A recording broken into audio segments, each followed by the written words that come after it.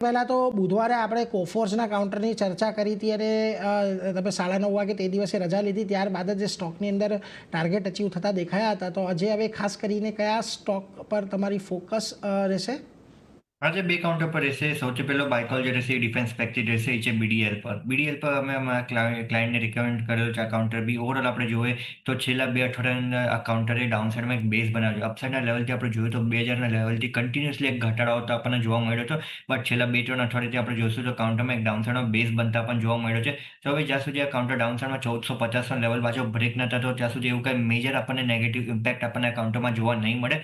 અપસાઇડમાં એક રિવર્સલ સારું કાઉન્ટર જોવા મળી રહ્યું છે. મને લાગે છે અપસાઇડમાં જે હિસાબથી આપણે જોઈએ તો 1560-70ના લેવલ સુધી કાઉન્ટર જવાની જગ્યા બનાવી શકે છે. સો લોંગની પોઝિશન ક્રિએટ કરવાની સલાહ રહેશે. ઓલમોસ્ટ આપણે જોઈએ તો અહીંયાથી ડેલી ચાર્ટમાં ઇન્વર્સ હેડ એન્ડ શોલ્ડરની પેટર્નનો બી બ્રેકઆઉટ આવતા આપણને કાઉન્ટરમાં જોવા મળી રહ્યું છે. સો અહીંયાથી જે સપોર્ટ બનતા તે કરન્ટલી જોવા મળે છે 1500નો સ્ટોપ લોસ લગાડીને લોંગની પોઝિશન ક્રિએટ કરવાની સલાહ રહેશે. અપસાઇડમાં 1570ના ટાર્ગેટ રહેશે. અને જે સેકન્ડ બાયકોલ છે એ છે કોન્કોર. કોન્કોરમાં બી આપણે જોઈએ તો કાઉન્ટરમાં એક ડાઉનવર્ડ ટ્રેન્ડ લાઇનનું બ્રેકઆઉટ આવતા આપણને જોવા મળી રહ્યું છે. ઓલમોસ્ટ આપણે જોઈએ તો ડેલી ચાર્ટ પર એક કપ એન્ડ હેન્ડલ ફોર્મેશનનું બી પેટર્ન બનતા આપણને જોવા મળે છે.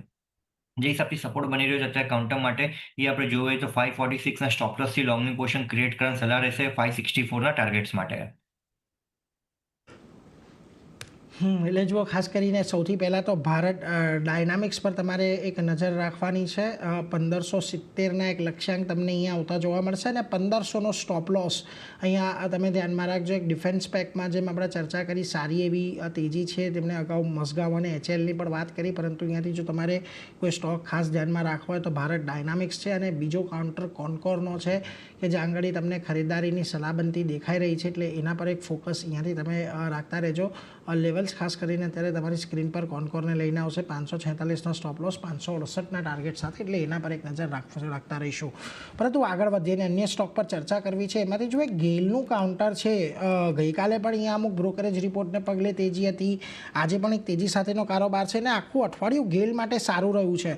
જો આજના દિવસે એક 200 દિવસની મૂવિંગ એવરેજની ઉપર બ્રેકઆઉટ આપ્યા બાદ નો ડાઉટ થોડોક ઉપલા સ્તરેથી સ્ટોક ઘટ્યો છે, પરંતુ જે પ્રકારનું બ્રેકઆઉટ છે, મોમેન્ટમ છે, 200 દિવસની મૂવિંગ એવરેજનો સપોર્ટ છે, લાગે છે ગેલમાં પણ ધ્યાન રાખવું જોઈએ. અમિતજી, અત્યારે કરન્ટલી આપણે ગેલની વાત કરીએ તો 185 થી 190ના રેન્જમાં આપણે જોશું તો એક રેઝિસ્ટન્સ ઝોન બનતા આપણને જોવા મળે છે. 185ના લેવલ પર આપણે જોઈએ તો ઓલમોસ્ટ અરાઉન્ડ 100 DMAની એવરેજ આવતા આપણને જોવા મળે છે અને 190ના લેવલ પર આપણે જોશું તો એનાથી ફિબોનાકીનો 100% કમ્પ્લીશન થતા આપણને જોવા મળે છે. સો મને લાગે છે આ રેન્જમાં એનાથી એનાથી સપ્લાય ઝોન બનતા જોવા મળી શકે છે અને આજના દિવસમાં બી આપણે જોયું તો જેમ 184ના આસપાસ આવ્યો ત્યાંથી એક લિક્વિડેશન થતા પણ જોવા મળી રહ્યું છે. શું હું કહીશ કે થોડુંક વેટ એન્ડ વોચ કરો.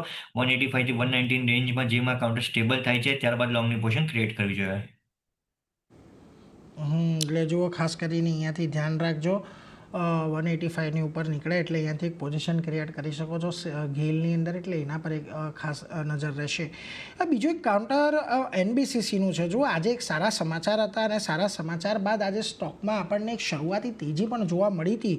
લગભગ 3700 કરોડના એમને MOU કર્યા છે રાજસ્થાનની એક સરકારી એજન્સી સાથે, ખાસ કરીને જયપુરમાં ડેવલપમેન્ટ માટેના.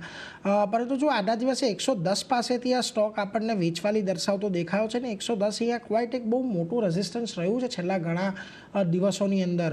લાગે છે કે અહીંયા 110નું લેવલ પાર કર્યા પછી જ કોઈક મોટી તેજી કરવી જોઈએ એનબીસીસીમાં.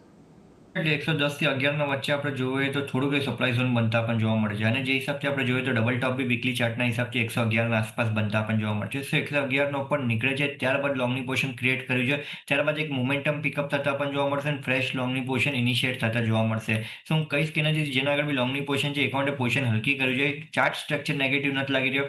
ડાઉન સાઇડમાં 98નો એક મેજર સપોર્ટ છે, એ લેવલનો બ્રેકડાઉન આવે છે તો જ આપણને કાઉન્ટર ખરાબ થતા જોવા મળશે. બટ જ્યાં સુધી 98નો સપોર્ટ હોલ્ડ કરી રહ્યો છે ત્યાં સુધી એવું કંઈ મેજર આપણને એક્શન જોવા નહીં મળે. કાઉન્ટર અત્યારે આપણે જોશું તો રેન્જમાં ચાલી રહ્યો છે. તો જ્યાં સુધી આ રેન્જનું બ્રેકડાઉન આવતું નથી ત્યાં સુધી મને લાગે છે આ રેન્જમાં ટ્રેડ કરતા આપણને જોવા મળશે. તો જેને બી નવી લોંગની પોઝિશન ક્રિએટ કરવી હોય 111નો ઉપર નીકળે ત્યારબાદ ક્રિએટ કરવી જોઈએ. 111ની ઉપર નીકળે ત્યારબાદ તમે એનબીસીસીની અંદર એક નવી લોંગની પોઝિશન ક્રિએટ કરો, એ જ એક મત અહીંયાથી બનતો દેખાઈ રહ્યો છે, એટલે એના પર એક નજર રાખીશું. છેલ્લે એક ડાબરનો કાઉન્ટરની પર ચર્ચા કરી લેવી છે, કારણ કે જુઓ છેલ્લા ઘણા દિવસ અહીંયા 540ની ઉપર એક ઘણા સમય રજીસ્ટ થયા બાદ ગયા અઠવાડિયે એની ઉપર ગયો હતો. ઓલમોસ્ટ અહીંયા તમને જુઓ 500 ને 77 સુધીના એક હાઈ બનતા દેખાયા, પરંતુ ત્યાંથી ફરી પાછો ઘટાડો આવ્યો છે. આજે ફરી 540ની નીચે આવી ગયો છે. લાગે છે અહીંયા હજી થોડો ઘણો ઘટાડો આપણને વધતો જોવા મળે ડાબરની અંદર. છેલ્લા 6-7 દિવસ અંદર આપણે જોયું છે કન્ટિન્યુઅસલી અપસાઇડના લેવલથી એક સેલિંગ આપણને કાઉન્ટરમાં જોવા મળે છે અને હજી આપણે જોઈએ ચાર્ટ સ્ટ્રક્ચરમાં લાગે થોડુંક એવું નેગેટિવ હજી આપણને થતા જોવા મળી શકે છે. ડાઉન સાઇડમાં જે હિસાબથી સપોર્ટ બનતા કાઉન્ટરનો અત્યારે જોવા મળે છે 520નો છે. સો જેમ આ કાઉન્ટર હજી 525 થી 520ના રેન્જમાં આવે છે, ત્યારબાદ નવી લોંગની પોઝિશન પાછી ક્રિએટ કરી છે. પણ અત્યારે કરંટ મને લાગે છે 10-15 પોઈન્ટનો હજી બીજો ઘટાડો આપણને કાઉન્ટરમાં જોવા મળી શકે. હજી અહીંયા ઘટાડાની શક્યતા છે, એટલે 520થી 525ની વચ્ચે આવો ત્યારે ફરી પાછું એક વખત વિચાર કરીશું, પરંતુ હાલ થોડું અવોઇડ કરવાની સલાહ છે. એ સાથે